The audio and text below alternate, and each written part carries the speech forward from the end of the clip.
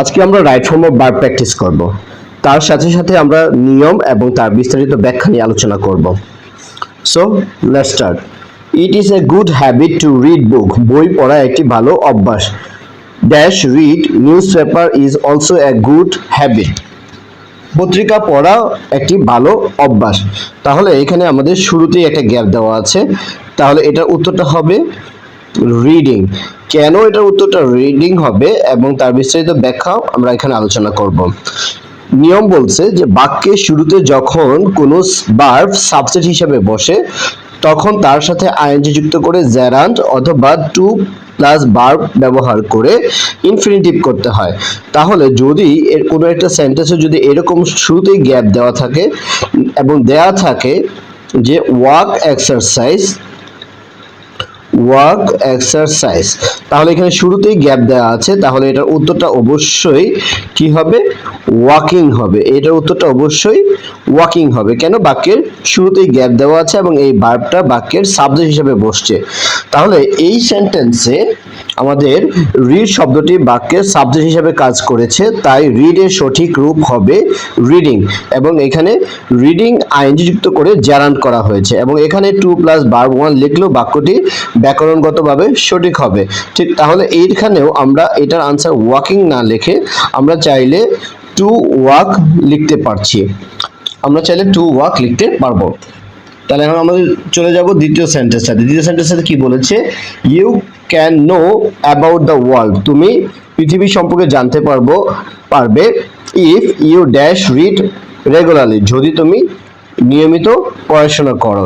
তাহলে এটার উত্তর এবং আমরা বিস্তারিত ব্যাখ্যাটা আমরা এখান থেকে জেনে নিব। এখানে উত্তরটা হবে রিড। কেন?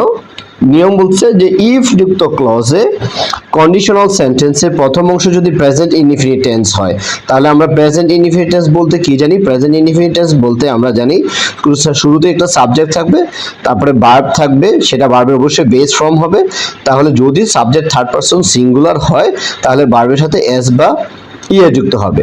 এটা হচ্ছে প্রেজেন্ট ইনডিফিনিট টেন্স। তবে অন্য অংশটি অনুযায়ী এটিও প্রেজেন্ট ইনডিফিনিট টেন্সে থাকে, অর্থাৎ ফার্স্ট কন্ডিশনাল রুলসে। এছাড়া সাধারণ সত্য প্রকাশিত করতেও এটি ব্যবহৃত হয়। তাহলে এখানে ব্যাখ্যা বলছে ইউ হলো এখানে সেকেন্ড পারসন, যার পরে প্রেজেন্ট ইনডিফিনিট টেন্স এর ভার্ব বেস ফর্ম অর্থাৎ মূল রূপে বসে, তাই এখানে রিড শব্দটি সঠিক। আমরা তাহলে বুঝতে পারলাম কি যে ইফ যুক্ত কন্ডিশনালে যদি ভার্ব ওয়ান বা এস বা ইএস থাকতে প্রেজেন্ট ইনডিফিনিট টেন্স হবে, তাহলে পরের অংশটা কি হবে? প্রেজেন্ট ইনডিফিনিট টেন্সে হবে। তাহলে আমাদের তৃতীয় সেন্টেন্সটা বা শূন্যস্থানটা কি সেটা আমরা খেয়াল করি। বলছে gradually the number of newspaper readers newspaper readers dash increase day by day. দিন দিন পত্রিকা পড়ার পাঠকের সংখ্যা দিন দিন বৃদ্ধি পাচ্ছে। তাহলে সঠিক উত্তরটা হবে ইজ ইনক্রিজিং। নিয়ম হচ্ছে বাক্যে day by day, gradually, nowadays, at present ইত্যাদি শব্দ বা ফ্রেজ থাকলে কাজটি ক্রমাগত ঘটছে বা পরিবর্তন হচ্ছে বোঝায়, তাই বাক্যটি প্রেজেন্ট কন্টিনিউয়াস টেন্স হবে। আর আমরা প্রেজেন্ট কন্টিনিউয়াস টেন্স মানে জানি হচ্ছে সর্বপ্রথম একটা সাবজেক্ট, তারপরে হচ্ছে হয় এম, না হয় ইজ, না হয় আর, তারপরে ভার্ব ওয়ানের সাথে আইএনজি যুক্ত করতে হবে। তাহলে এই সেন্টেন্সের ক্ষেত্রে the number of news paper readers হলো থার্ড পারসন সিঙ্গুলার নাম্বার, কারণ দ্য নাম্বার অফ থাকলে সাবজেক্টটি সর্বদাই সিঙ্গুলার হয়। তাহলে আমরা এটা শিখে ফেললাম যে দ্য নাম্বার অফ থাকলে সাবজেক্টটা সবসময় কি হবে?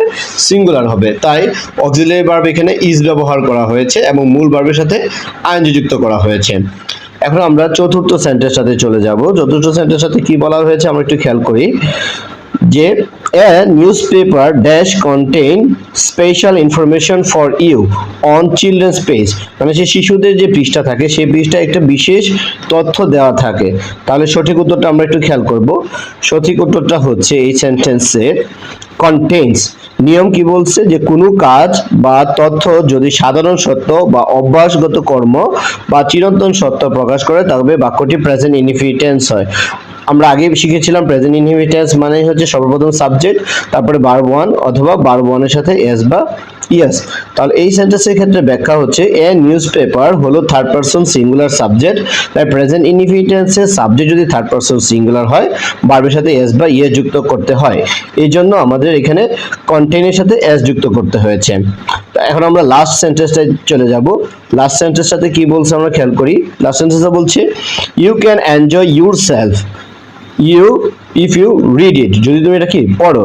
You can dash learn new vocabulary too. তাহলে সঠিক উত্তর এবং তার বিস্তারিত ব্যাখ্যা এবং নিয়মটা আমরা জেনে নিব। এখানে সঠিক উত্তরটা হচ্ছে লার্ন। নিয়ম হচ্ছে যে modal auxiliary verb, modal auxiliary verb আমরা সবাই জানি, যদি তোমরা কেউ না জানো তাহলে এখান থেকে শিখে নিতে পারবে। Can, could, may, might, shall, should, will, would, must ইত্যাদি এই সবগুলো হচ্ছে কি ভার্ব, মডাল ভার্ব। এবং মডাল ভার্বের পরে সর্বদাই ভার্বের বেস ফর্ম অর্থাৎ ভার্ব ওয়ান হবে। মডাল ভার্বের পরে সর্বদাই ভার্ব ওয়ান হবে।